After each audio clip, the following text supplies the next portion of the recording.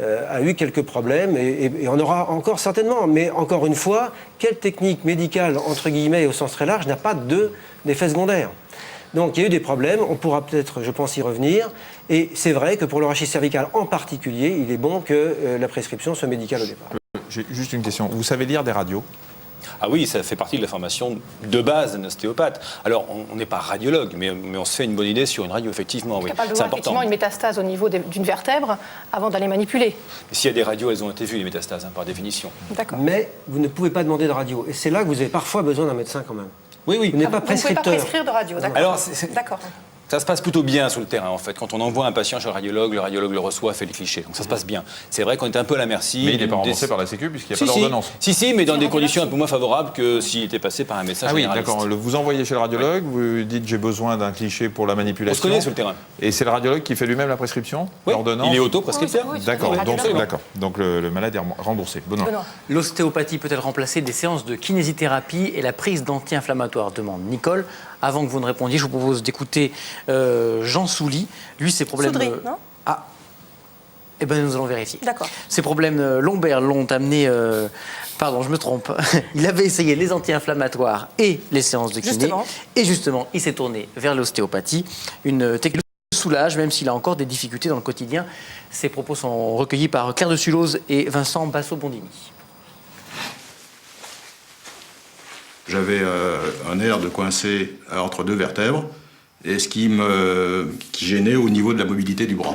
J'ai été opéré donc de cette vertèbre il y a 4 ans exactement, et ça m'a libéré le bras, sauf que le patient est toujours plus ou moins insensible et qui a des difficultés de mobilité.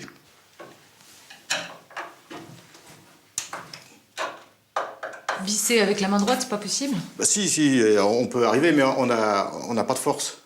On n'a pas de force. Ce doigt-là, il est pas utilisable. Celui-là, à moitié. Donc, ça reste plus grand-chose pour fonctionner, quoi. Donc, c'est ça.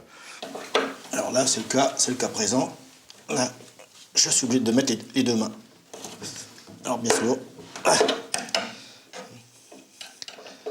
Et là, c'est juste le bout des doigts qui est utilisé, parce que je peux pas faire autre chose. Donc, voilà. Normalement, j'ai ce doigt-là qui est toujours plus ou moins sensible. En cas de problème, j'ai le deuxième doigt et le troisième doigt, donc qui est plus ou moins insensible. Donc l'ostéopathe arrive à me régler ce problème-là et à ramener cette insensibilité au petit doigt uniquement. Alors pareil, les problèmes de douleur, la douleur normalement s'arrête à peu près à ce niveau-là. Et quand elle commence à monter un peu, l'ostéopathe arrive à régler ce problème et à ramener ça à la forme initiale, c'est-à-dire cette partie-là qui est quand même insensible. J'ai une deuxième vertèbre, malheureusement, qui a le même problème.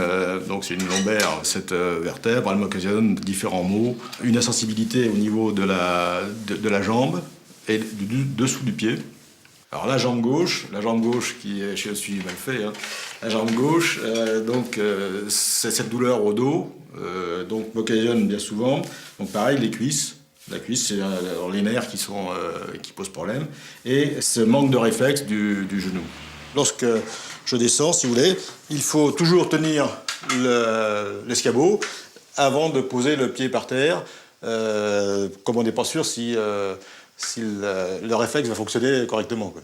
Donc ça évite de se répandre par terre et de se faire mal, quoi.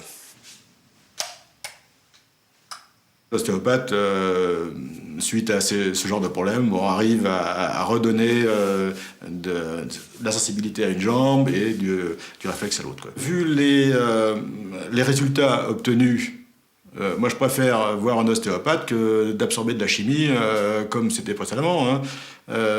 Disons, les résultats sont identiques, pour moi c'est identique, et